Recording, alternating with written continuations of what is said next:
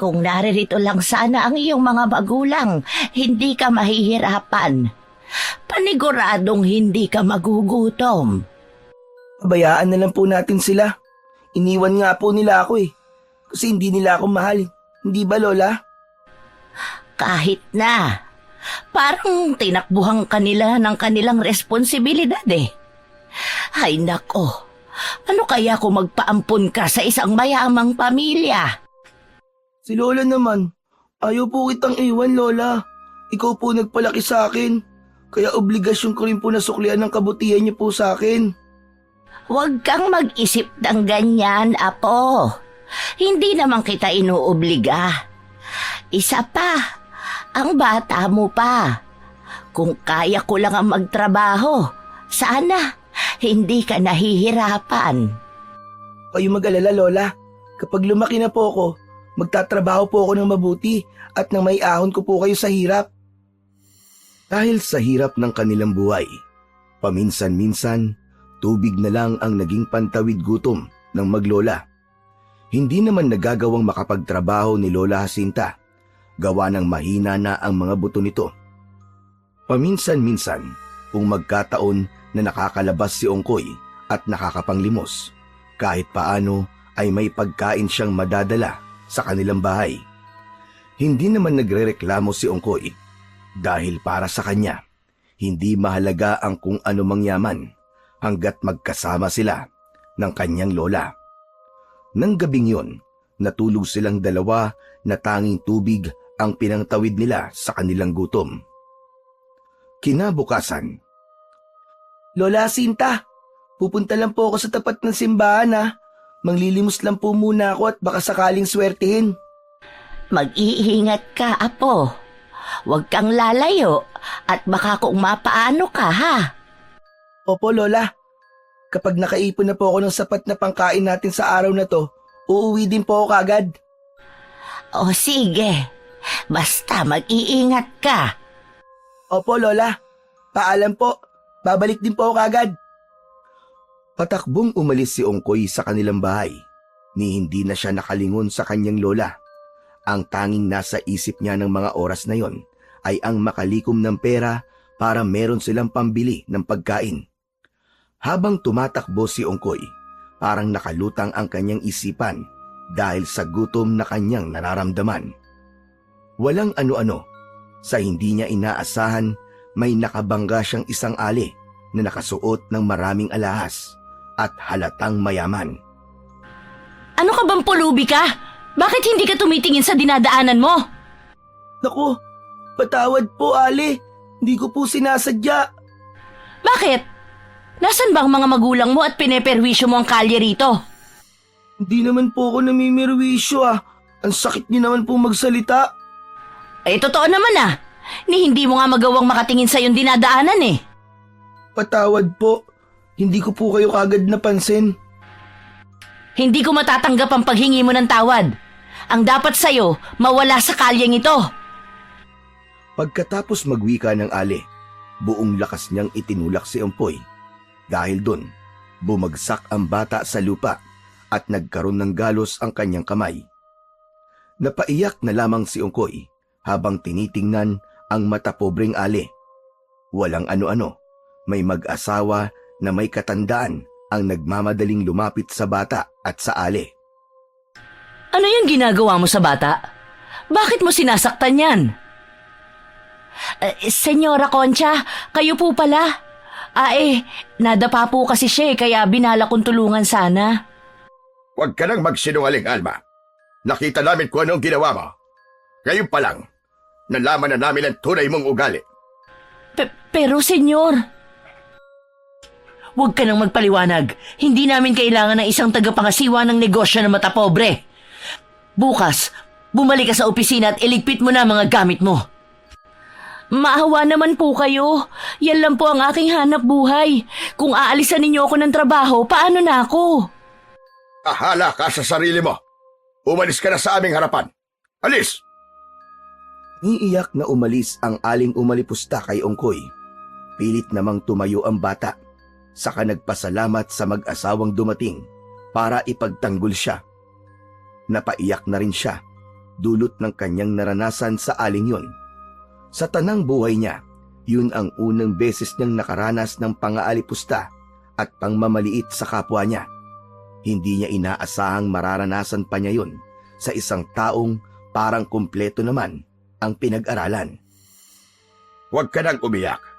Wala na ang aling yon. Akala mo kung sinong anghel kapag nasa trabaho. Ito pala ang tunay niyang ugali kapag nasa labas siya. Mabuti na lang at nakita natin. Teka, ano ba ang pangalan mo, iho? Ongkoy po. Salamat nga po pala sa pagtatanggol niyo po sa akin. Ay, wala yon, iho. Ang mga taong kagaya ni Alma ay hindi dapat binibigyan ng pansin. Kumain ka na ba? Mukhang matamlay ka. Hindi pa nga po eh. Wala pa po kasi ako napaglilimusan. Abay kung gayon, sumama ka muna sa amin at makakain ka. Hindi pa rin kami nakapag-agahan nang umalis kami sa mansyon. Niyaya nilang mag-asawa si Ongkoy at dahil sa gutom na kanyang nararamdaman, hindi na siya tumanggi sa mag-asawa. Pumunta sila sa isang kainan at doon binilihan nila Senyor Abdon ang bata ng makakain. Habang kumakain silang tatlo, naging panay ang tanong ng mag-asawa patungkol sa naging buhay ng bata. Hindi naman nag-alangan si Ongkoy na ikwento sa mag-asawa ang kanilang nais na malaman. Gusto mo bang sa amin ka na lang tumira? Wala kaming anak at kung gusto mo, ikaw na lang ang magiging anak namin. Nag-aaralig ka namin. Bibilhan ng mga bagong damit at laruan at papakainin ng masasarap na pagkain. Naku, patawad po. Pero hindi ko po matatanggap ang alok niyo sa akin. Abay, bakit naman? Ayaw mo ba sa amin? Mababait naman kami sa'yo. Pangako, hindi ka namin sasaktan at magbubuhay prinsipe ka sa mansyon. Sa ikalawang pagkakataon, tumanggi si Ongkoy sa naging alok ng mag-asawa. Inilahad niya ang mga rason niya, kaya wala na ring nagawa sina Senyor Abdon at Senyora Concha. Nag-usisa na lamang sila kung saan nakatira sina Ongkoy at hindi naman ito inilihim ni Ongkoy. Pagkatapos nilang kumain, nagpasya ang mag-asawa na bilhan ng pagkaing may uuwi niya si Ongkoy. Binigyan din nila ito ng pera, kaya labis ang naging pagpapasalamat ng bata sa kanila.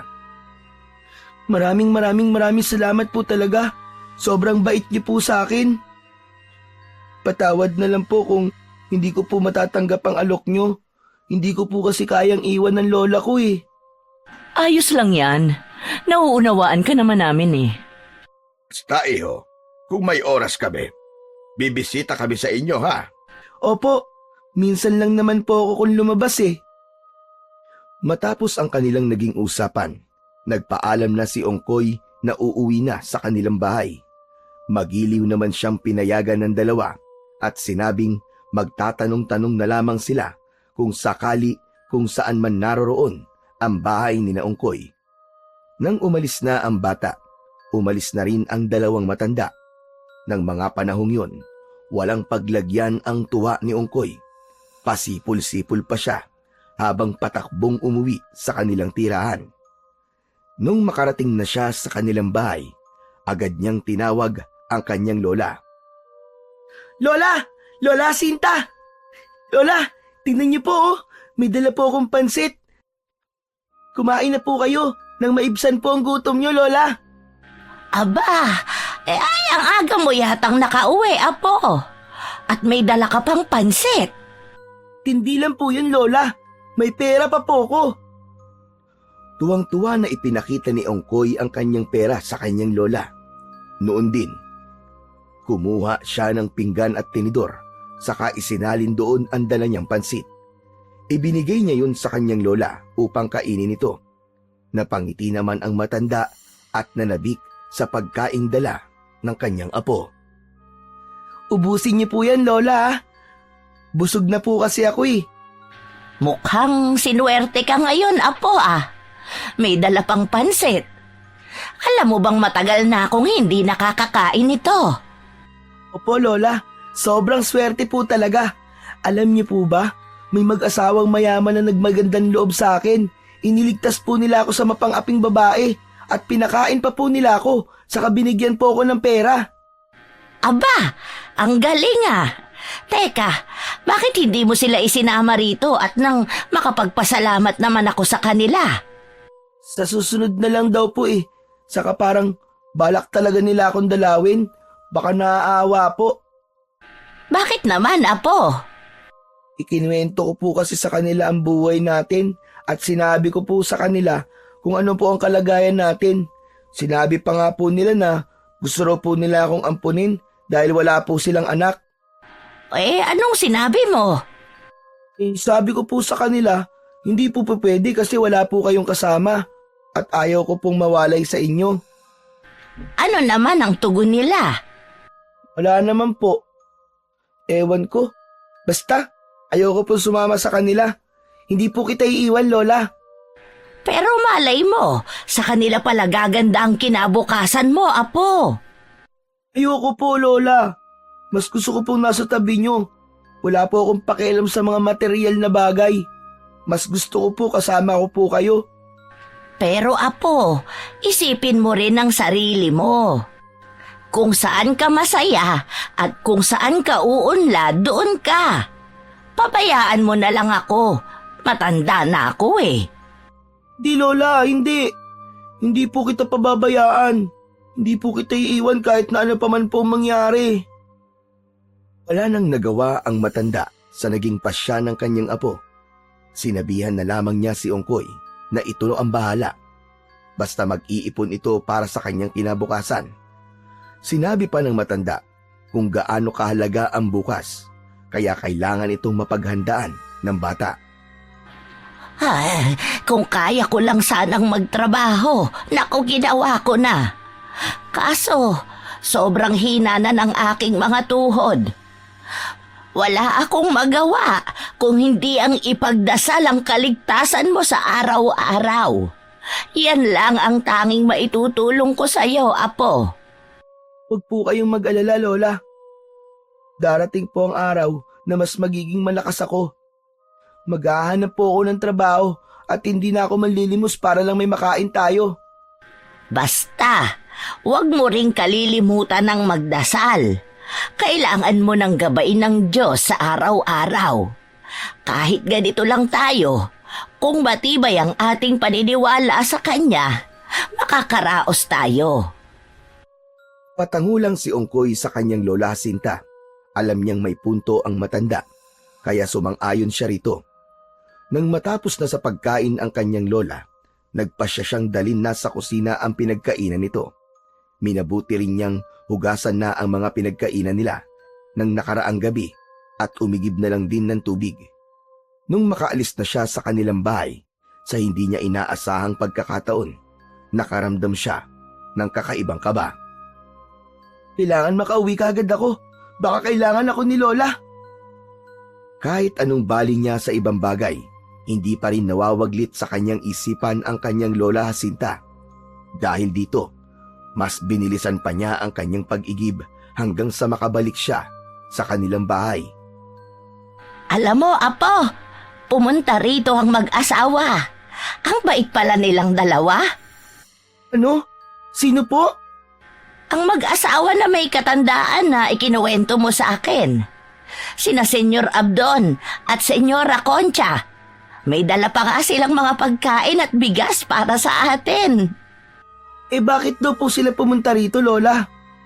Wala naman, Apo. Bibisita lang daw sila. Dahil nangungulila raw sila sa'yo. Ano kanyo? Nangungulila? Eh hindi naman po nila ako kamag-anak ah.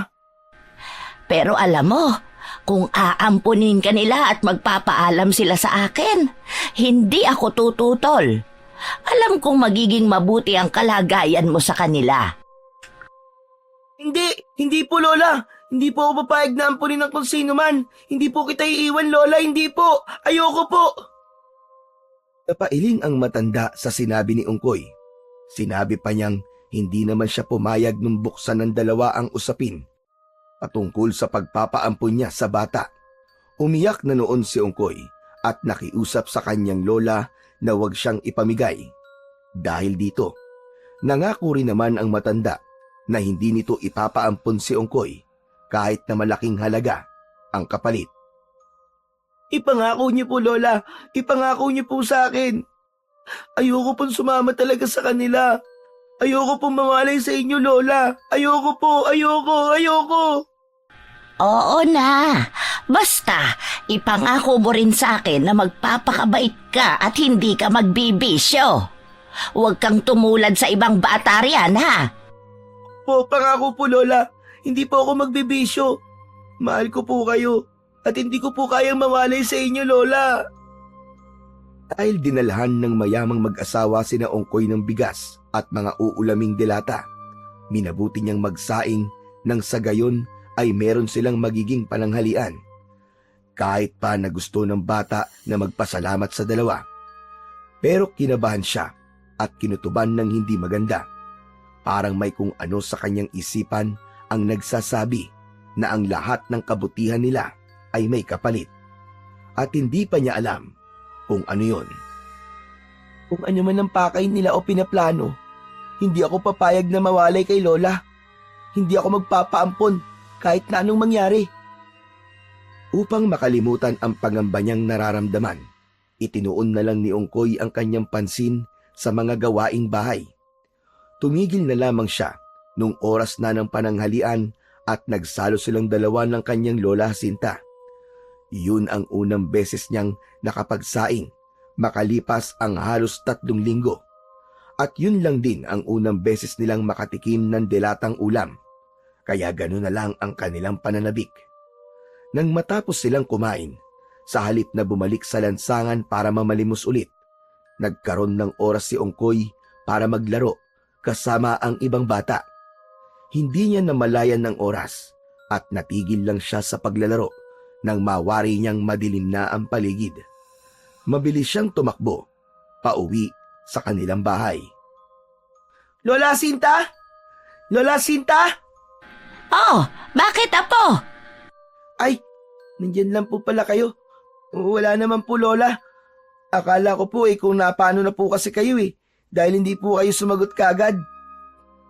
Dahil madilim na rin ang paligid at may natira pa silang kanin, yun na lamang ang kanilang pinagsaluhan.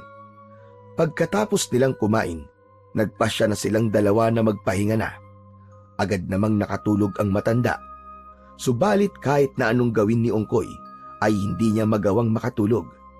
Pakiramdam niya ng mga oras na yon ay may mga matang nakamasid sa kanila ng kanyang lola mula sa siwang ng kanilang tagpi-tagping dingding. Bakit kaya hindi man lang ako dinadalaw ng antok? Ano kayang nangyayari sa akin? Nasa ganong sitwasyon siya nang makarinig siya ng mahinang pagyabag sa kanilang bubong. Inisip ni Ongkoy na baka pusa lang yun at naghahanap ng makakain, kaya hinayaan na lang niya. Subalit pagkalipas lamang ng ilang minuto, nakarinig naman siya ng mahinang paghuni ng tiktik. Nakaramdam siya ng takot dahil doon, pero nilakasan na lang niya ang kanyang loob. Alam kong aswang ka. Kung sino ka man, huwag mo nang ituloy ang binabalak mo. Hindi ako natatakot sa'yo. Alam ni Ongkoy na ang kanyang lola Jacinta ang pakay ng aswang dahil may sakit ito, kaya marahan siyang bumangon at kinuha ang itak. Napatingala rin siya at sinipat niya ang ibabaw ng bubong, pero wala na siyang narinig pang ingay. Iisipin sana niya na nakaalis na ang aswang, ngunit may napansin siyang may tila nakausli sa bahagi ng kanilang bubong na may pawid. Alam ko kung nasan ka. Kaya kung ako sa'yo, umalis ka na dyan. Matapos niyang wikain yon, ikiniskis niya sa bakal ang hawak niyang itak. Nakagawa yun ng ingay, kaya nanggalaiti ang aswang na nasa ibabaw ng bubong.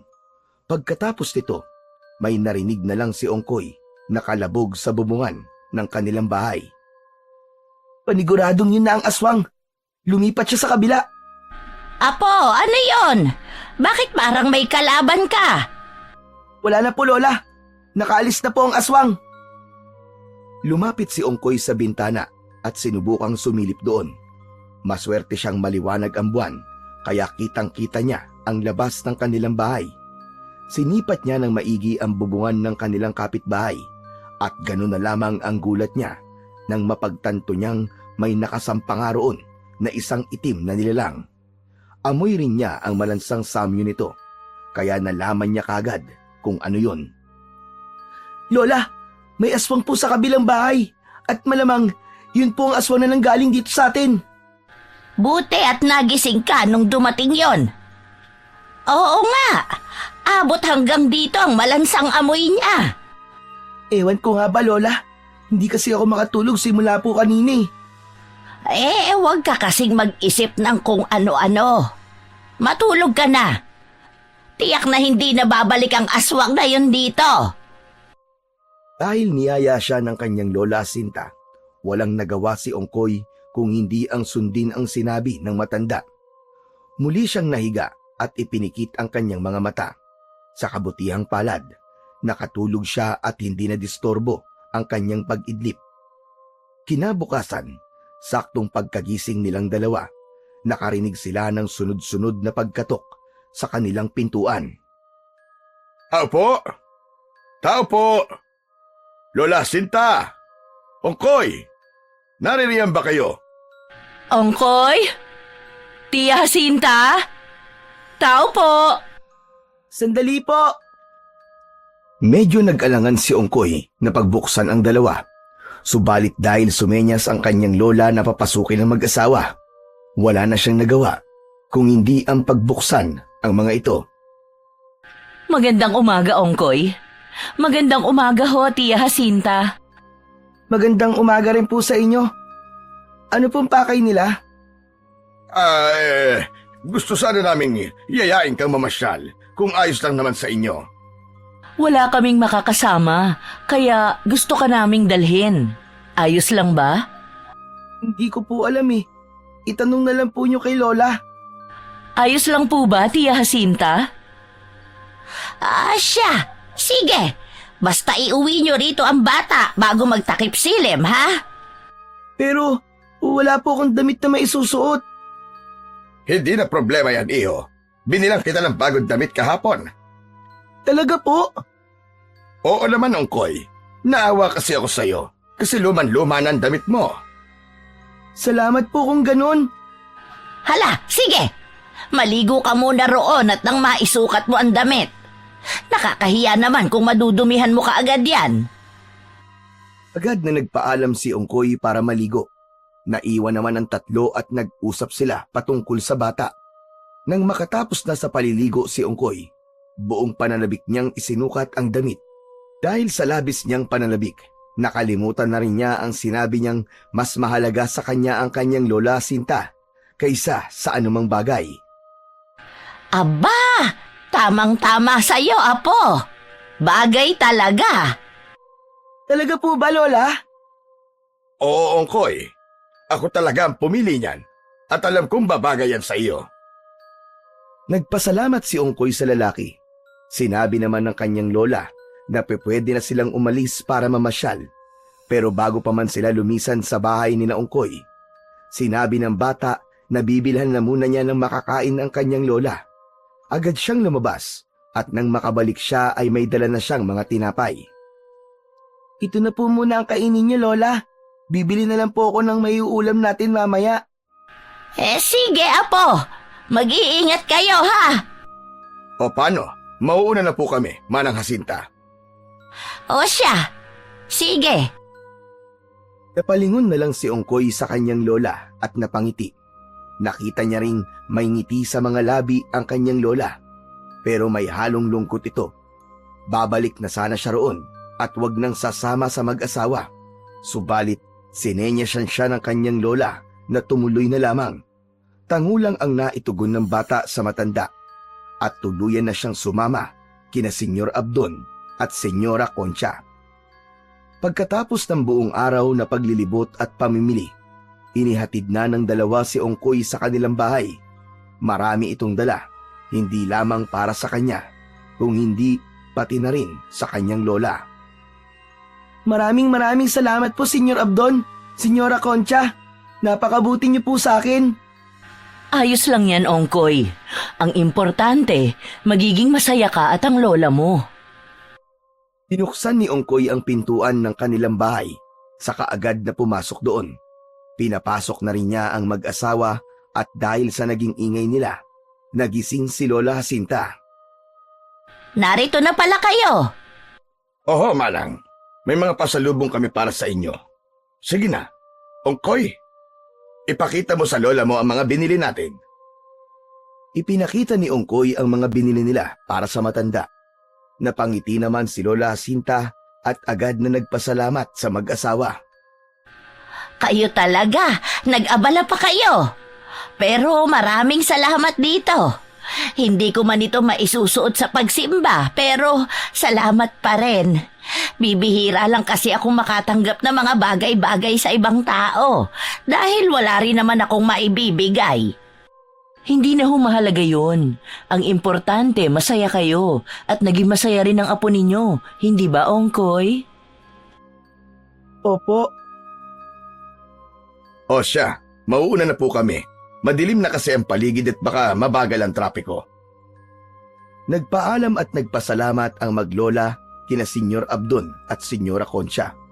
Inihatid pa sila ni Ongkoy patungo sa labasan at nang makasakay na ang mga ito sa kanilang sasakyan, patakbong bumalik si Ongkoy sa kanilang bahay. Saktong pagkarating niya roon, naabutan niyang umiiyak ang kanyang lola. hala, Lola, bakit po kayo umiiyak? Wala ito, apo.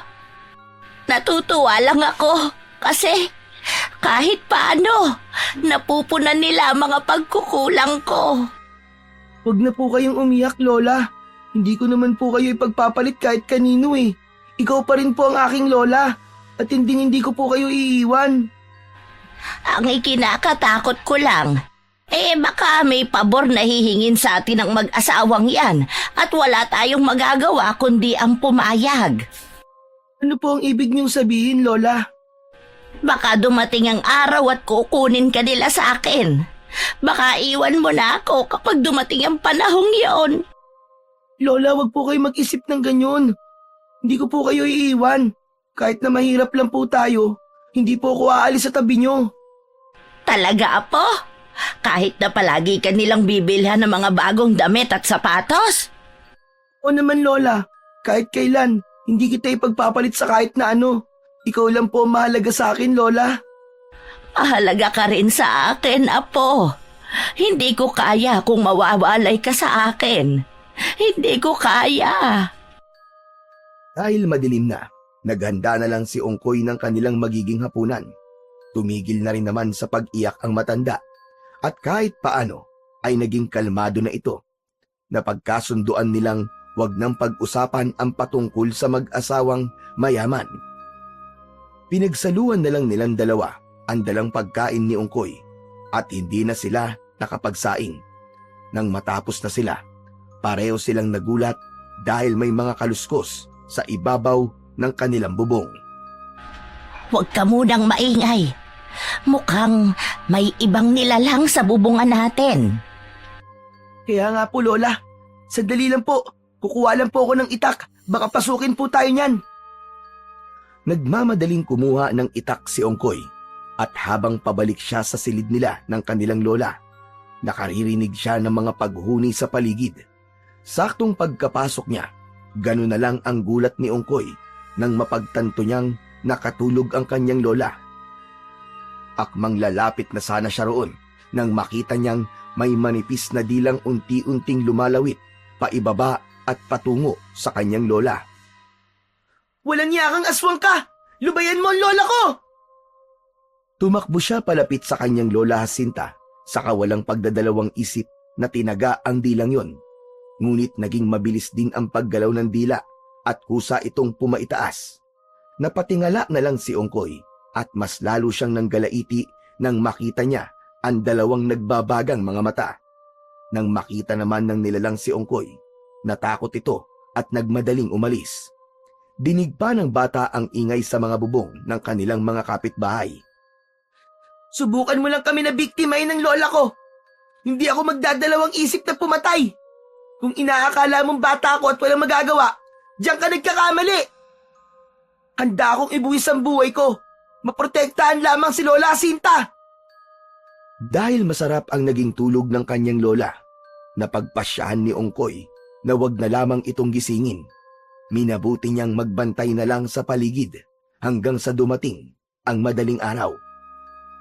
Kinabukasan, Oh, bakit parang kulang ang tulog mo, Apo? Hindi po kasi ako ganong nakatulog kagabi, Lola. Nagbantay po ako sa paligid. Kasi po, Lola, muntik na po kayong mabiktima. Mabiktima ng ano? Ng aswang po, Lola. Nang bumalik po kasi ako sa silid kagabi, nakatulog na po kayo. At kita ko pong may dila ng aswang na muntikan na pong dumampi sa inyo. Ano? Nakatulog ako kagabi? Opo, Lola. Marahil po, kagagawan din po yun ng aswang. Walang hiyang aswang na yan. Paniguradong babalik siya rito. Kaya nga po kailangan nating magmatsyag, Lola. Sigurado po ako, ikaw po ang pakay nun dito. O kung hindi man po, baka may buntis po dito sa atin at nadadamay ka lang. Siguro nga, Apo. Huwag kang mag-alala. Mag-aantabay na rin ako magmula mamayang gabi. Sige po, Lola. magmula noon, bawat gabing dumaraan ay hindi pinapalampas ng aswang. Bumibisita ito kina Ongkoy at pumipirmi sa bubungan. Dahil dito, madalas ay parehong kulang ang tulog ng maglola. Hindi na rin napapadalas ang pagdalaw ng mayamang mag-asawa kina Lola Sinta at Ongkoy. Isang dapit hapon, sa hindi malamang rason ng dalawa, ay pareho silang hindi mapakali. Lola Sinta, kinakabahan po ako. Hindi ko po malaman yung dahilan. Ako rin, Apo. Para bang may nakamasid sa atin. O kung hindi man, parang may kung anong mangyayari. Hindi kaya dahil to sa madalas na pagbisita ng aswang sa atin, Lola? Hindi ko alam, Apo. Pero kailangan mong maghanda. Pakiramdam ko, sa bawat araw at gabing dumaraan, mas lalo akong nanghihina. Lola, wag ka po magsalita ng ganyan. Kapag nagkapera po ako, bibili ako ng bitamina po para sa inyo. Huwag na, Apo. Mag-aaksaya ka lang ng pera mo. Itabi mo yan para may magamit ka sa pagdating ng panahon. Hindi po. Ang pera po, makikita ko naman po yun, kikitain ko po yun. Mas mahalaga ka sa akin kaysa sa pera, Lola. Basta, unahin mo ang sarili mo. Matanda na ako at anumang oras kukunin ako ng Diyos. Lola, sinabi na po wag po kayo magsalita ng ganyan eh. Hindi ka pa po mamamatay. Hindi ba't minsan ka po nangako sa akin na hindi niyo po ako iiwan, Lola? Oo, Apo. Pero hindi natin kayang ilihis ang tadhana. Kung ano man ang nakaukit para sa akin at para sa'yo, kahit anong gawin pa natin, hindi natin yon mababago. Pero Lola, hindi ko po kayang mabuhay nang wala po kayo. Maging ako rin. Ngunit, mas maigi kung handa ka sa lahat ng posibleng mangyari, Apo. Magsasalita pa sana si Ongkoy nang biglaan silang makarinig ng pagkatok. Pareho silang walang inaasahang bisita. Kaya maging si Lola Jacinta ay napakunot ang noo at nagtaka kung sino ang kumakatok. Tingnan mo nga, Apo, kung sino yan. Sige po, Lola. Sandali lang po. Naglakad si Ongkoy patungo sa pintuan nila at nang naroon na siya, bago niya buksan ito'y sumilip muna siya sa siwang. Nang malaman niya kung sino ang naroroon sa labas, lumakas ang kabog ng kanyang puso. Ngunit dahil naghihintay ang kanyang lola at nais nitong malaman kung sino ang kumakatok, dahil dito, binuksan na lang niya ang pintuan at tumambad sa kanya ang mayamang mag-asawa. Senyor Abdon, Senyora Concha, kayo po pala. Hali po kayo at pumasok po muna kayo. Lola Sinta, sila Senyor Abdon po at Senyora Concha pa lang narito. Nako, kayo palang dalawa. Anong sadya ninyo rito? Wala naman po, Manang. Medyo matagal na kasi kaming hindi nakakadalaw sa inyo. Kumusta naman kayo rito, Tia Jacinta? Ayos lang naman. Eto, kahit paano nakakaraos din. Teka, Ano bang tunay na sadya ninyo rito? Ang totoo niyan, gusto sana naming humingi sa inyo ng kaunting pabor lamang. Ano ba yan? Kaso ho, baka magalit kayo. Ay bakit? Masama ba ang hihingi ninyong pabor? Hindi naman po. Kung papayagan niyo sana, gusto naming isama si Ongkoy sa bahay. Kahit mga 3 araw lang siya roon. Ihahatid naman po namin siya sa inyo pagkatapos ng 3 araw. Biglang natahimik si Lola Jacinta nang marinig niya ang tunay na pakay roon ng mag-asawa. Napatitig siya kay Ongkoy at nang mapansin niyang umiiling ang bata. Hindi ko kayo mapapayagan. Mahal ko ang aking apo at hindi ko kayang mawalay siya sa aking tabi. Ganun po ba? Sige po, pasensya na po kung nakaabala kami sa inyong pagpapahinga. Ayos lang, walang problema. Apo, ihatid mo na nga ang 2 yan. Matutulog na tayo. Napatango si Ongkoy sa kanyang lola. Napahiya naman ang mag-asawa, kaya nagpaalam na sila at dire-diretsyong naglakad. Nang nasa labas na sila, nagpaalam sila kay Ongkoy. Paalam, Ongkoy. Hindi pa naman ito ang huli nating pagkikita. Tinanaw ng bata ang mag-asawa habang naglalakad patungo sa kanilang sasakyan. Sa hindi niya malamang rason, nakaramdam siya ng pangingilabot sa huling sinabi ni Senyor Abdon sa kanya. Ngunit sa halip na isipin ito, minabuti niyang bumalik na sa kanilang bahay. Maraming salamat po, Lola. Hindi niyo po pinayagan ng mag-asawa na kunin ako. Talagang hindi. Ay, namimihasa na ang mag-asawang yun eh. Ayos sa una at 2 beses.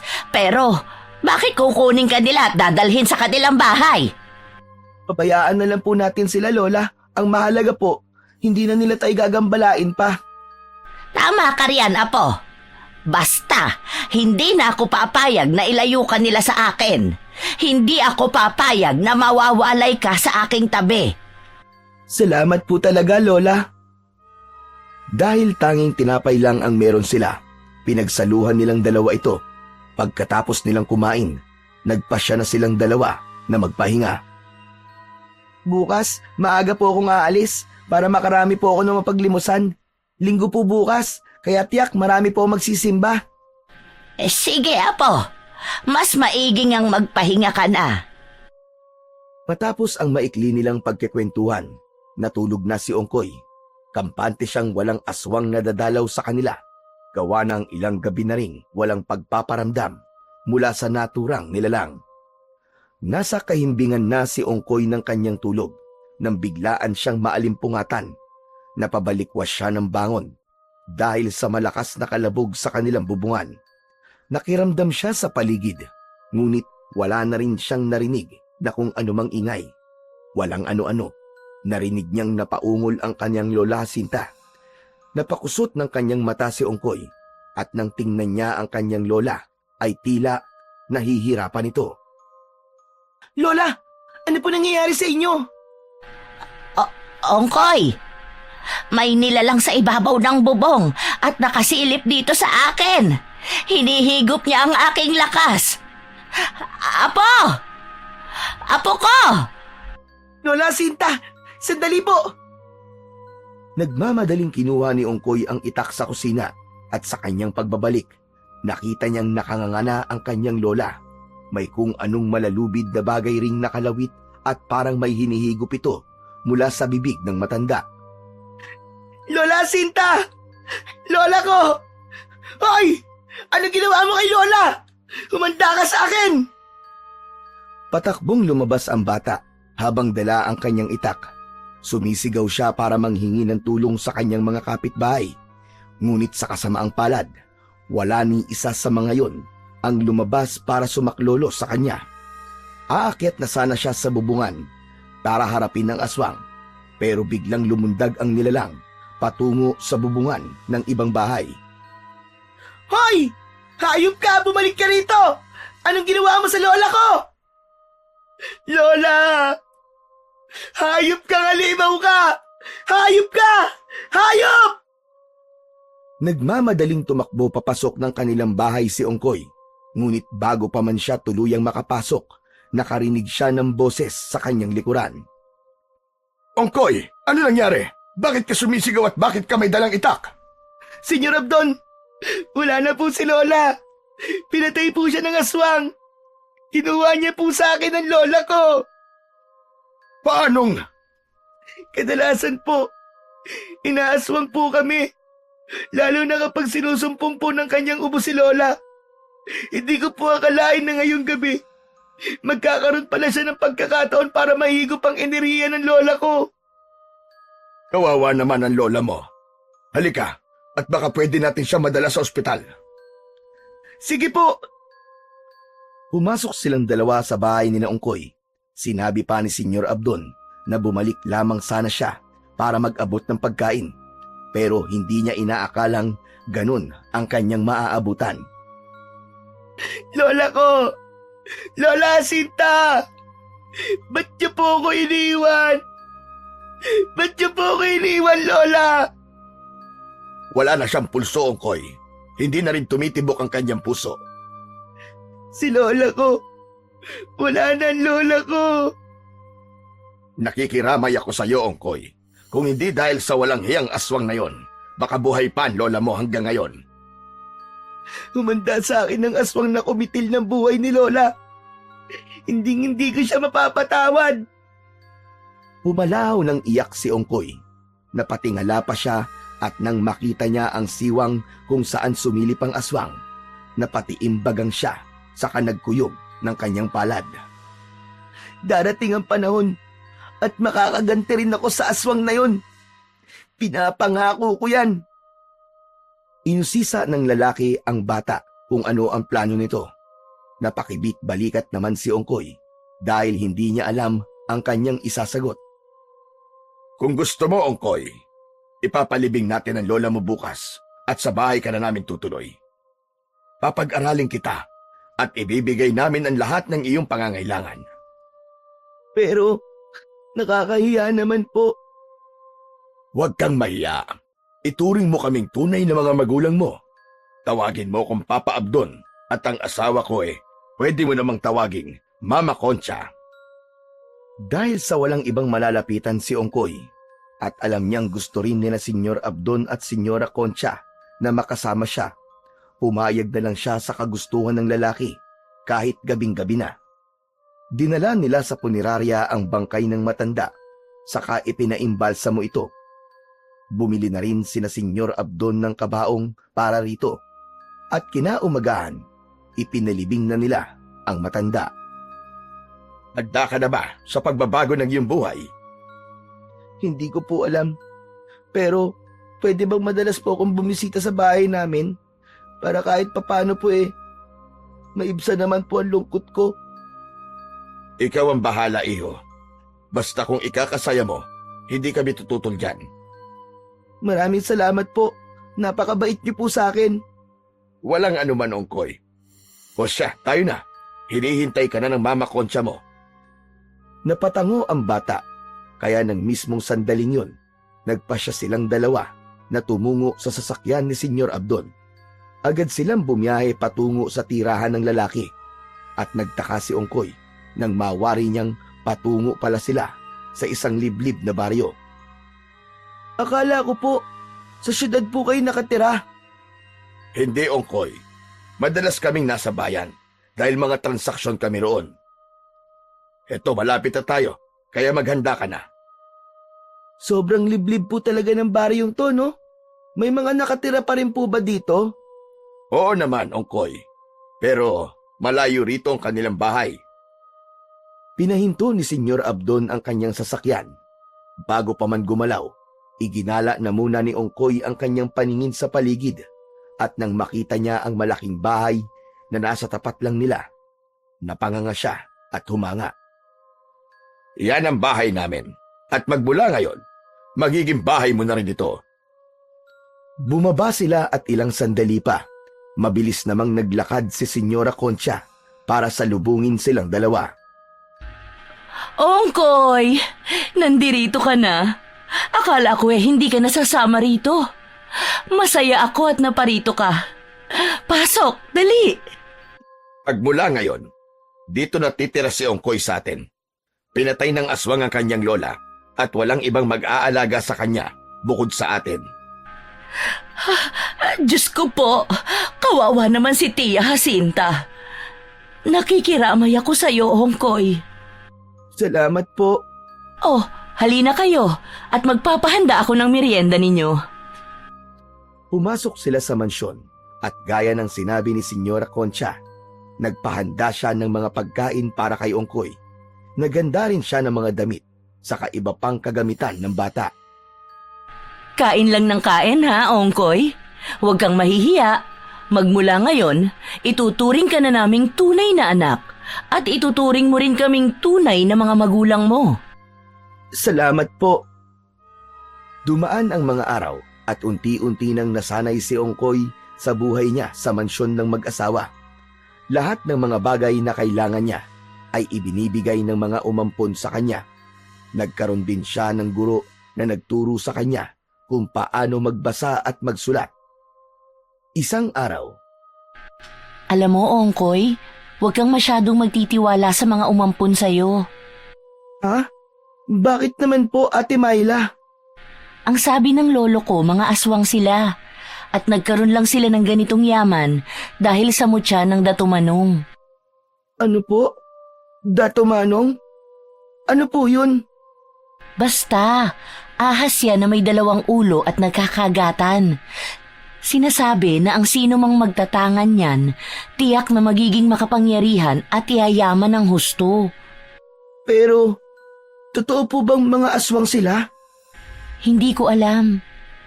Mamaya, kabilugan ng buwan, matyagan mo ang kanilang galaw. Tiyak na malalaman mo ang lihim nila.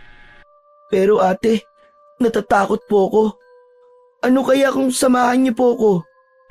Hindi pwede. Magdududa sila kung naririto pa ako para magturo kahit na gabing-gabi na. Kaya mo yan, Ongkoy.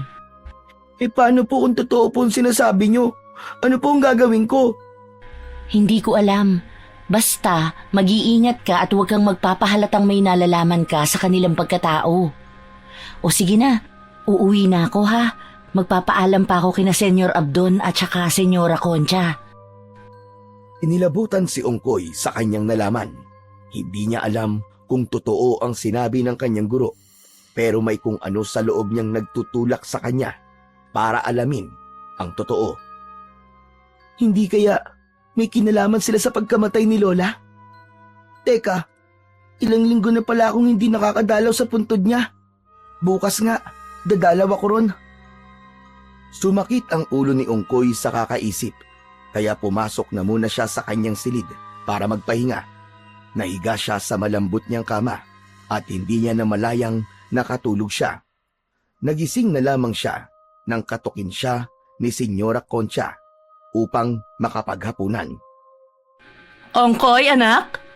Kakain na tayo. Lumabas ka na riyan. Sandali lang po, susunod na lang po ako. Nang wala na si Senyora Concha, sumunod na rin si Ongkoy sa kanya. Kailangan makapagpaalam ako sa kanila. Pupunta ako sa sementeryo bukas.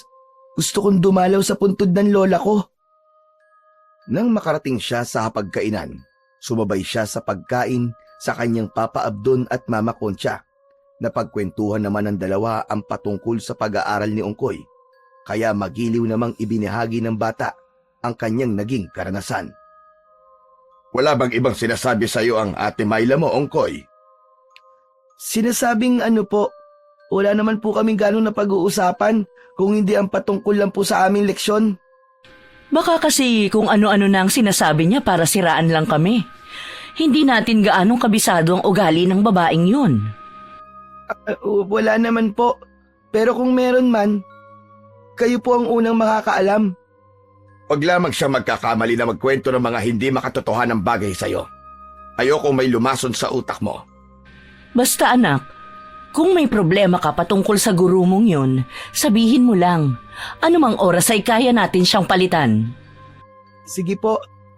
Siya nga po pala, Papa Abdon, Mama Concha, pwede po ba akong dumalaw sa puntod ni Lola Jacinta? Huwag muna, anak. Masyado pa kaming abala ng mama mo. Marami pa kaming inaasikaso. Kung magkakaroon kami ng oras, sasamahan ka namin. Pero nangungulila na po kasi ako sa kanya eh. Kahit na ako na lang po ang dadalaw ron. Kapag sinabi kong sa susunod na lang. Pero po, Wala ng pero-pero. Ako ang masusunod sa pamamahay na ito. Huminahon ka, Abdon. Maghunos dili ka. Anak natin yung kausap mo. Tawad, Ongkoy, kung nagalit ako. Sa susunod na lang. Pwede ba yon? Medyo abala pa kasi kami dahil sa dami ng kliyente. Basta, pangako. Kapag nagkaroon na kami ng oras, 3 tayo na dadalaw sa lola mo. Pangako yan. sige po, titiisin ko na lang po muna ang pangungulila ko sa kanya. Pagkatapos kumain ni Ongkoy, nagpasya siyang pumasok kagad sa kanyang silid.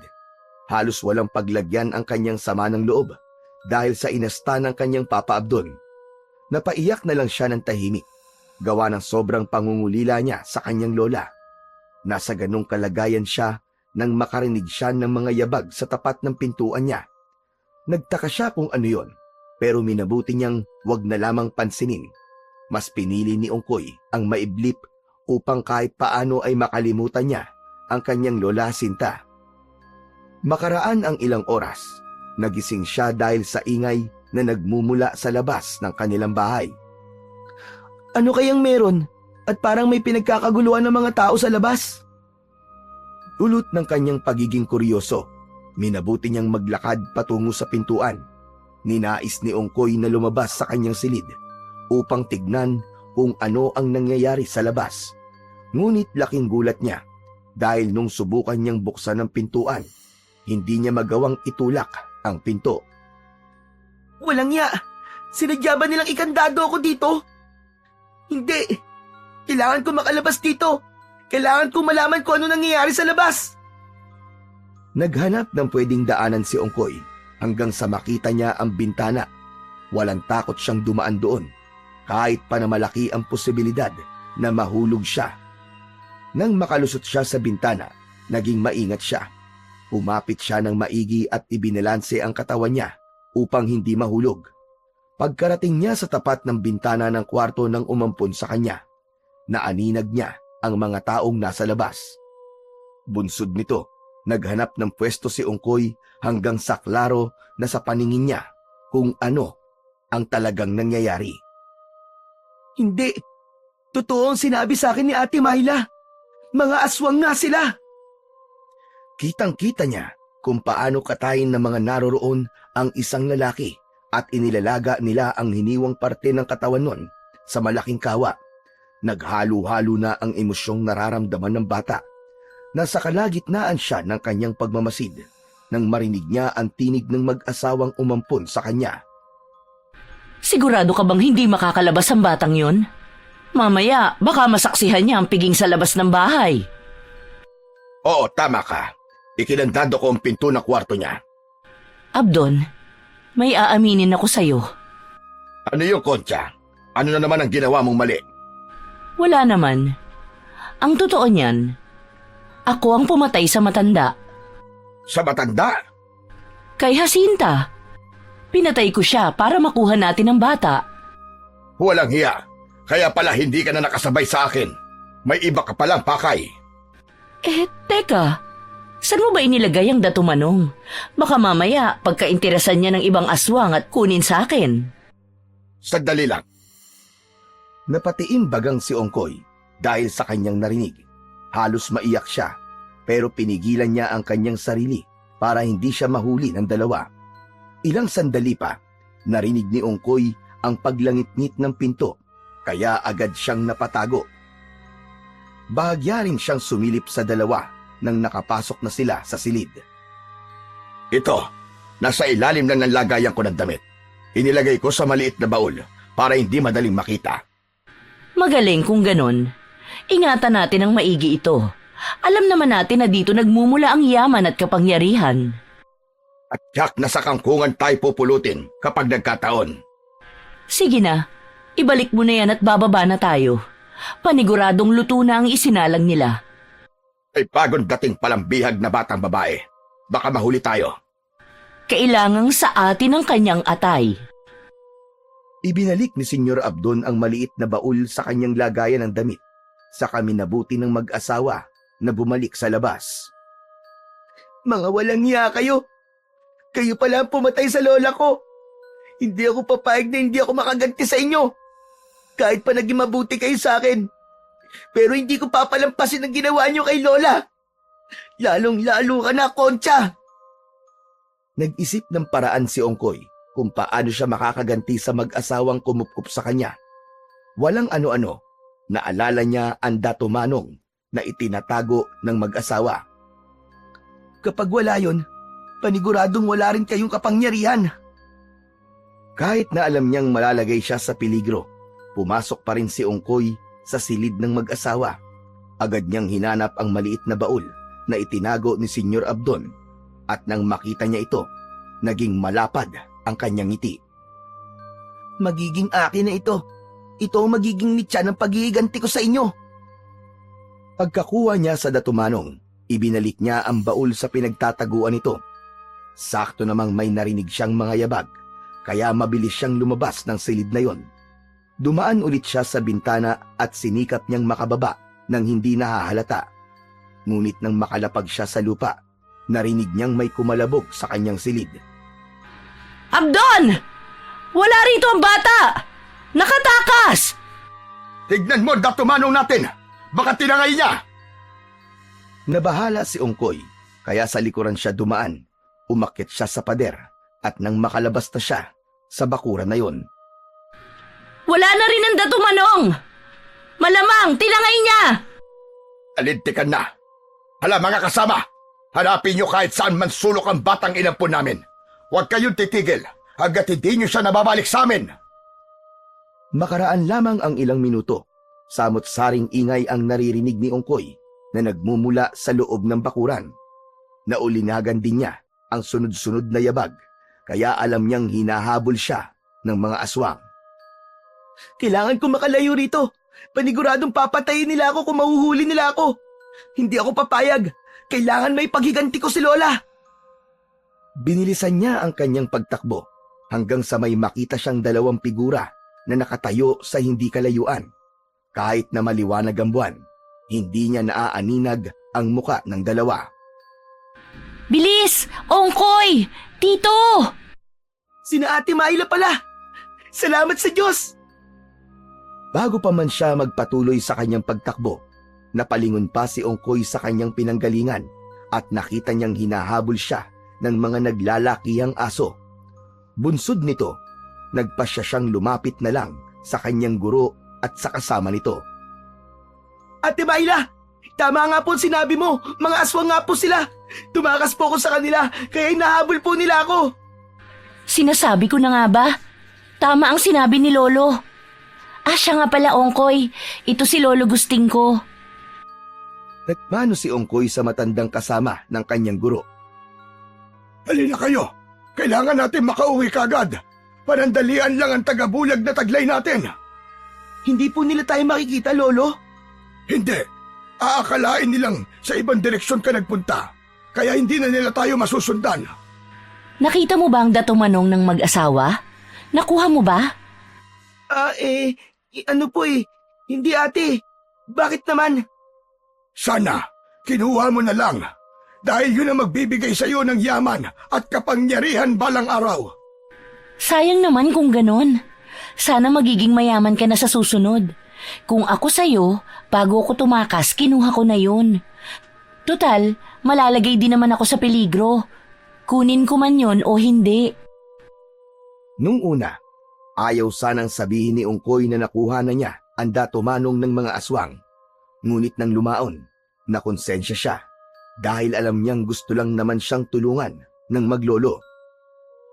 Ang totoo po kasi niyan naririto po sa akin ang Dato Manong. Kinuha ko po. Kaya siguro grabe po ang galit na mag-asawang yun. Pero hindi po. Ito po ang kabayaran sa kanilang ginawa. Ha? Anong ibig mo sabihin, iho? Pinatay po nila ang lola ko. Desperado po silang maampun ako. Kaya nang tumutol po si Lola Jacinta na dalhin nila ako sa kung saan, nagalit po sila. Sigurado ka bang sila ang pumatay sa lola mo? Opo, rinig na rinig ko po mismo ang pag-uusap nila. Si Senyora Concha po ang pumatay kay Lola. Mga hayop sila! Mga hayop! Kung gayon, mas kailangan mo mag-ingat, iho. Pansariling interes lang nila ang kanilang iniisip. Huwag kang mag-alala. Tutulungan ka namin sa abot ng aming makakaya. Hindi ba, Lolo? Oo naman. Ang kasamaan ng mga aswang na kagaya ni Abdon at Concha ay kailangan ng tuldukan.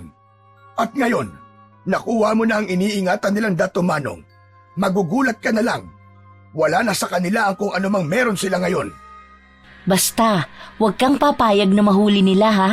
Kung nagkataon na mahuli ka nila, tiyak na magiging katulad din ng lola mo ang iyong kapalaran. Opo, mag-iingat po ako. Maghihiganti po ako sa kanila. Nagpatuloy sila sa kanilang paglalakad hanggang sa makarating sila sa tapat ng isang bahay na gawa sa kawayan. Nandirito na tayo. Mauna na kayong dalawa sa loob at susunod na lamang ako. Tayo na, Ongkoy. Pumasok na tayo sa loob. Sige po ate. Pero ano po ba ang gagawin ni Lolo Gusting sa labas? Hindi ko alam. Baka maglalagay lang siya ng pangontra o pambakod sa buong bahay. Madalas naman niyang gawin yan. Ganun po ba? Sana po, hindi na tayo masundan ng mga aswang dito, no? Huwag kang mag-alala. Si Lolo ang bahala sa kanila kung masundan man nila tayo. Pagpasok nila sa loob ng bahay ni na Lolo Gusting, sinigurado nilang nakasara ang bintana ng maayos. Pareho silang napasilip sa siwang at nagulat sila nang makitang maraming aswang pala ang naroroon. Sina Senyor Abdon! Sila yan! Diyos ko po! Anong ginawa nila? Bakit parang may kung anong pinag-uusapan ng lolo mo at ang aswang? Hindi ko alam kung ano man ang kanilang pinag-uusapan, Ongkoy. Mukhang nagkasundo sila. Hindi kaya ipapahuli ako ng lolo mo sa mga aswang na yon? Hindi gagawin ni Lolo yan. Tingnan mo. Wala man lang silang ginagawa sa isa't isa. Magkasabwat sila. Magkasabwat kayo! Nagmadaling lumapit si Ongkoy sa bintana. Bubuksan na sana niya ito nang biglaan siyang pinigilan ng kanyang guro. Wag! Mapapahama ka lang!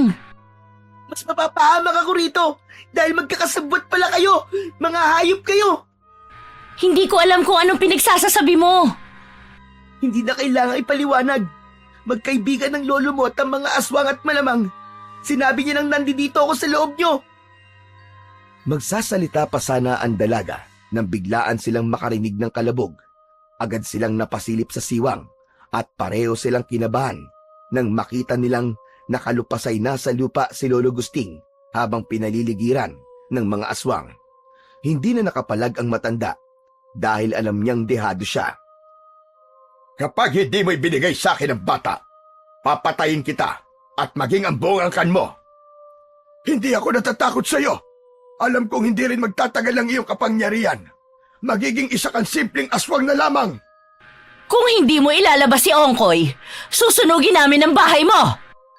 Alam mga kasama, paligiran ang kubong yan. Pinaligiran ng ibang aswang ang bahay ni na Lolo Gusting. Ang matanda naman, dinakip nila at hinayaan itong pagkakalmutin at bugbugin ni Senyor Abdon. Ongkoy! Kapag hindi mo ibinalik sa amin ang kinuha mo, tinitiyak ko sa iyo na mamamatay ang matandang ito. Lumabas ka riyan, anak! Uuwi na tayo! Pangako! Dadalaw tayo sa puntod ng lola mo! Bawat araw! Tahimik na nakamasid sa mga aswang sa labas sina Ongkoy at Ate Myla. Nang mapansin ng matanda na nakasilip silang dalawa, sumenyas itong huwag silang lalabas. Ano ang ating gagawin? Sinasaktan na ni Senyor Abdon si Lolo. Hindi ko alam ate. Lalabas na lang kaya ako at babalik sa mansyon. Wag! Kapag ginawa mo yun, magiging walang saysay ang pagtakas mo. Nandito ka na. Hindi ka na dapat pang bumalik sa mansyon. Kung gayon, kailangan natin labanan ng mga aswang na yon. Nasa kalagitnaan sila ng kanilang pagbubulungan nang mapansin nila ang mga aswang na sinusubukang makalapit sa bakuran ni na Lolo Gusting. Kahit na anong gawin nila, hindi sila makakapasok. May mga pangontra rito at kahit na ang pinakamalakas na aswang, kaya nitong pigilan. Gayon po, ligtas po tayo rito. Ang problema lang, paano natin maililigtas ang lolo mo? Sandali lang ha. Malis ang guro ni Ongkoy. Pagbalik nito, may dala siyang itak sa kabuntot ng pagi. Ikaw ang gumamit nitong buntot ng pagi. May datumanong ka, kaya hindi madaling makakapalag sa'yo ang aswang. Sige ate. Noon din, lumabas sila sa bahay ni na Lolo Gusting. Umangil naman ang mga aswang at animoy sabik na umatake kina Ongkoy at Myla. Subalit sa halip na matakot, mas nangibabaw sa kanila ang kagustuhan na mailigtas ang matanda. Bakit kaya hindi man lang ginagamit ni Lolo ang kakayahan niya? Hindi kaya sinasadya niya yan para mas madaling matalo ang mga aswang? Lumabas silang dalawa sa bakuran at agad silang pinaligiran ng mga aswang. Ano pang hinihintay nyo? Kunin ang datumanong ko sa batang yan! Huwag mong ibigay ang bagay na yan. Kung mamatay man ako, ayos lang. Pero huwag mong ibabalik yan sa mga aswang. Tumahimik ka, tanda. Gusto mo bang mamatay kagad? Dahil inutusan sila ng kanilang kinikilalang pinuno, mas lalo pa silang naging agresibo. Sinugod nila si Myla at Ongkoy, kaya walang nagawa ang dalawa kung hindi ang labanan ang mga aswang. Sa bawat pagtama ng buntot ng pagi sa mga nilalang, napapahiyaw ang mga ito. Kahit pa na anong ilag nila, hanggat nakatuon sa kanila ang atensyon ni Ongkoy, nagiging walang silbi yun. Mas galingan niyo pa! Baka magbago ang isip ko at ibalik ko ang datumanong sa inyo! Huwag kang magpakakampante, Ongkoy. Mga aswang ang kalaban natin. Sige lang ate, nandirito na tayo, kaya kailangan nating tapusin to. Hindi nakaramdam ng pagod sina Ongkoy. Ang bawat aswang na lumalapit sa kanila, nilalatigo niya yun ng buntot ng pagi. Kapag mabubuwal sa lupa ang mga ito, agad din itong pinupugutan ng ulo ni Myla. Sa maikling panahon lamang, lahat ng mga aswang na sumubok na paslangin sila ay nagawa nilang patumbahin. Hindi ko inaakalang may tinatago pala kayong kakayahan sa pakikipaglaban. Lalo ka na, Ongkoy. Mga hayop kayo! Kayo ang pumatay sa lola ko! Magbabayad kayo ng mahal! Anong pinagsasabi mo, ha? Huwag ka na magmaang-maangan pa! Lalong-lalo ka na, Concha! Ikaw pala ang umatake sa bahay ng gabing yon. Kung nalaman ko lang sana kagad, nilaso na lang kita! Wala na ang lola mo. At kahit na anong gawin mo, hindi na siya mabubuhay muli. Ang pwede mo lang gawin ngayon, ibalik ang datumanong at sumama sa amin pabalik sa mansyon. Hindi! Mga demonyo kayo! Kita ko kung paano nyo kinatay ang inyong biktima. Kung alam ko lang na aswang kayo, una pa lang, ay hindi na ako sumama sa inyo. Uling pagkakataon mo na ito, Ongkoy. Ibalik mo sa amin ang datumanong at sumama ka sa amin o papatayin namin ang matanda sa kayang apo niyang traidor. Huwag kang makinig sa kanya, Ongkoy. Kung gagawin mo yan, papatayin ka lang din niya. Ang dapat sa mga aswang na kagaya nila ay pinapatay.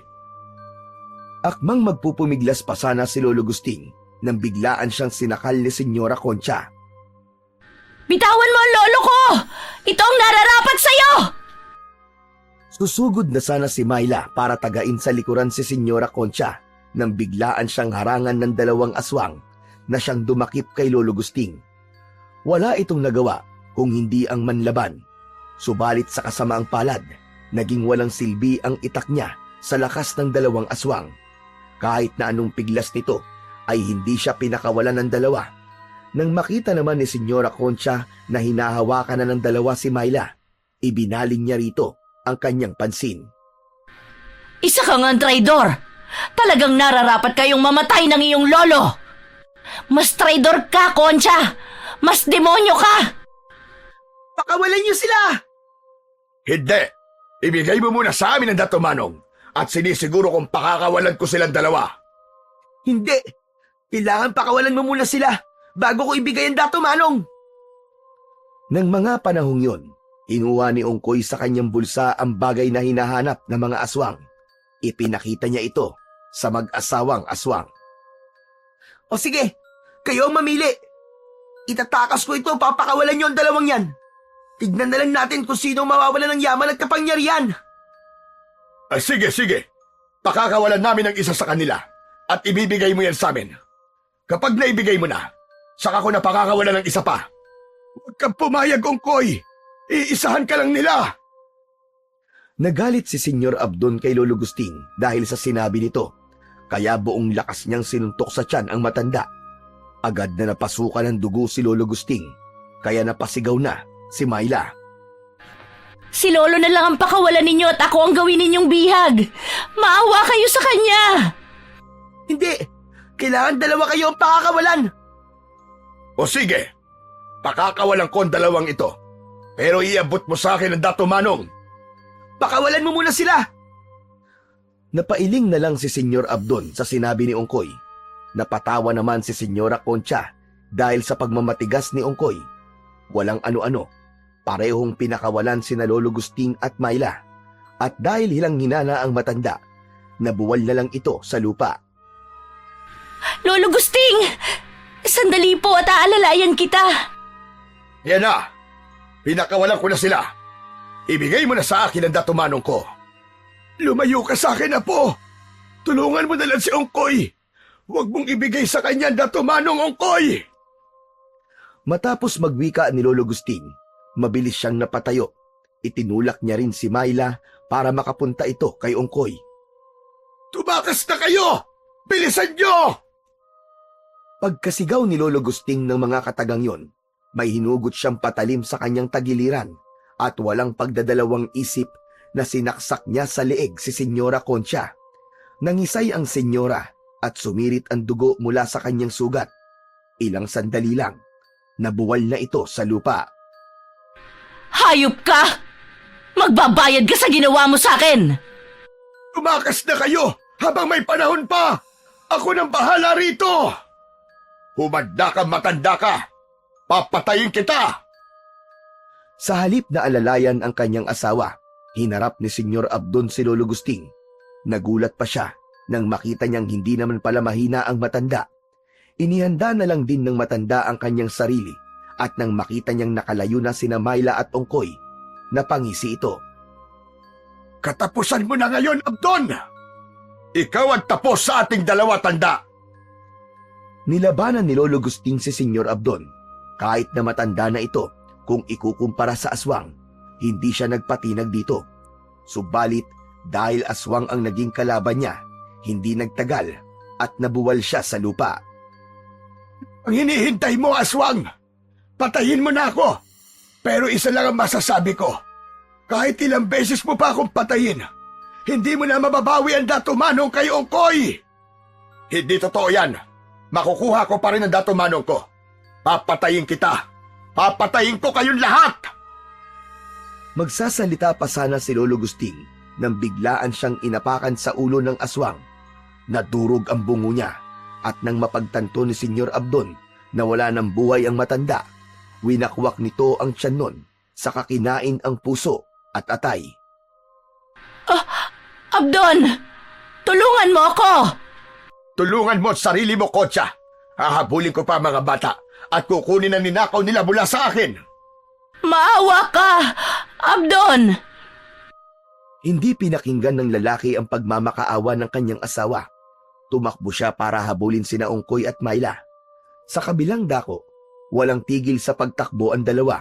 Umaasa silang may tutulong sa kanila. Ngunit wala silang nadadaan ng bahay.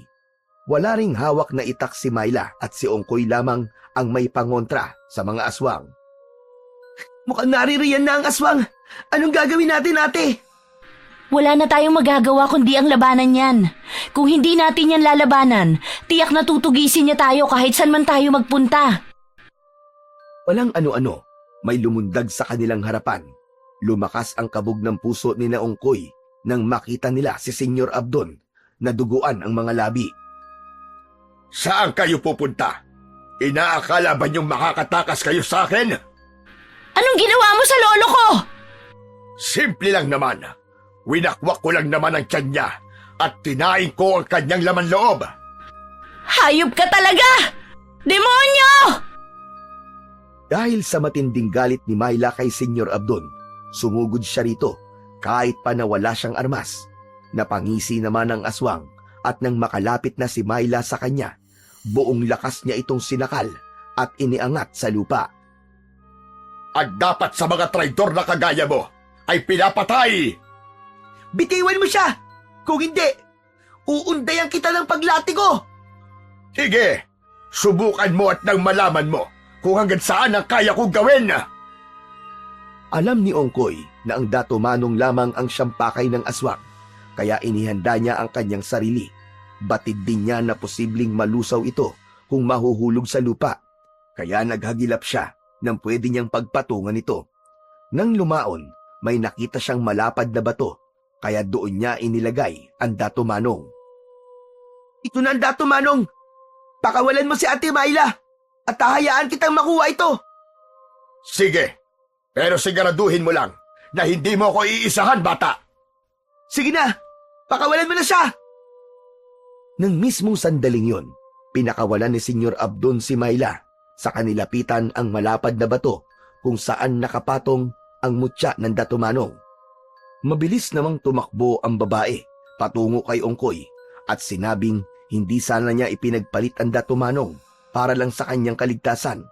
Nang makita naman ni Ongkoy na susunggaban na ng aswang ang Dato Manong, mabilis niyang hinila at ipinihit pa itaas ang tali. Ito ay palihim niyang nilagay habang tumatakas sila ni Myla. Sinigurado lamang niyang hindi mahuhulog sa lupa ang anting-anting. Kaya pala para kang abala kanina. Kailangan na natin makaalis! Hayop ka! Traidor! Magbabayad ka, bata ka! Papatayin ko kayong dalawa! Pagkatapos magwika ni Senyor Abdon, biglaan itong nagpalit ng anyo sa isang malaking aso. Nagbabaga ang kanyang mga mata at naglalaway siya habang nakatitig kina Ongkoy. Umalis na tayo rito, Ongkoy. Baka kung ano pa ang gawin niya sa atin. Hindi ate, tatapusin ko ito at nang makuha na rin ni Lola ang hustisya. Walang ano-ano, sumugod ang malaking aso kina Ongkoy. Mabilis ang galaw ng aswang, ngunit ng mga panahong yon, parang nag-ibayo rin ang lakas at bilis ng bata.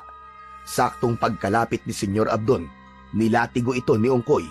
Tinamaan ng aswang sa mata, kaya panandalian itong natigilan. Nagwala si Senyor Abdon dahil sa kirot na kanyang nararamdaman. Bunsod nito, nagkaroon naman ng pagkakataon si Ongkoy para undayan ng paglatigo ang aswang. Papatayin kita! Hindi lang nyo alam kung gaano kahirap ang mawalan ng taong nagaruga sa'yo! Ng taong simulat sa pool, kasama mo na! Ilang beses pang sinubukan sagpangin ng aswang si Ongkoy, ngunit nagawa niyang ilaga nito. Gayunpaman, hindi tumigil si Ongkoy sa paglatigo sa aswang hanggang sa hindi na kinaya ng aswang ang kirot na kanyang nararamdaman. Natumba ito sa lupa at pilit na gumapang. Walang ano-ano, nagpalit na siya ng anyo at naging isang taong mabalahibo. Magbabayad ka! Magbabayad ka sa ginawa mo, Ongkoy! Hindi ka matatahimik! Wala akong dapat na pagbayaran sa'yo. Kayo ang may malaking atraso sa akin. At ngayon, ako naman ang maniningil! Huwag kang pakampante na nasa iyo ang Dato Manong. Darating ang panahon at may makakakuwang iba niyan. Kung gagamitin lang din naman ang makakakuha sa kabutihan, walang problema sa akin. Pero ikaw, dahil hindi mo na hawak ang Dato Manong, wala ka ng silbi. Kaya pa kitang patayin, bata. Kayang-kaya pa kitang patayin. Eh di gawin mo. Ang dami mo pang sinasabi. Napangisi ang aswang. Sinubukan itong bumangon, ngunit mabilis siyang sinipa ni Ongkoy. Muli siyang natumba sa lupa at sa pagkakataong yon, nakatihaya na siya. Itarak mo sa puso niya ang dulo ng buntot, Page. Dali! Napatango si Ongkoy sa sinabi ng kanyang guro. Bago pa man makabangon ulit ang aswang, itinarak ng bata sa puso ng aswang ang dulo ng buntot ng Pagi. isang malakas na hiyaw na lang ang nagawa ni Senyor Abdon dahil doon. Ngayon, makakamit ko na ang hustisya. Alam kong patay na rin si Concha, kaya wala na akong dapat pang intindihin. Agad na binawian ng buhay si Senyor Abdon dahil sa lasong naroroon sa matulis na dulo ng buntot ng pagi. Nagpasya na rin sina Ongkoy at Myla na umuwi na sa bahay ni Lolo Gusting. Nang naroon na sila, minabuti nilang iligpit ang bangkay ng matanda at ilibing na lamang. Ang ipinagtataka lamang nila na wala roon ang bangkay ng mga aswang na kanilang napaslang. Pareho na po tayong walang kaagapay, ate. Ano kaya kung magtulungan na lang tayo? Pwede rin naman. Para kahit papano, pareho tayong hindi mahirapan. Pareho tayong nawala ng mahal sa buhay. Pero kailangan nating magpakatatag. Hanggang sa tuluyang lumaki si Ongkoy, kasakasama na niya ang kanyang ate Myla. Marami silang pinasok na negosyo at sa kabutihang palad, lahat yun ay naging matagumpay. Naging sobrang yaman ni Ongkoy at nagkaroon din siya ng mataas na katungkulan sa politika. Si Myla naman, nagkaroon ng malaking negosyo ng mga tela na nagsusupply sa buong bansa. Ang perang ito ay para sa mga mahihirap. Ibibigay natin ito sa kanila, ate. Oo, Ongkoy.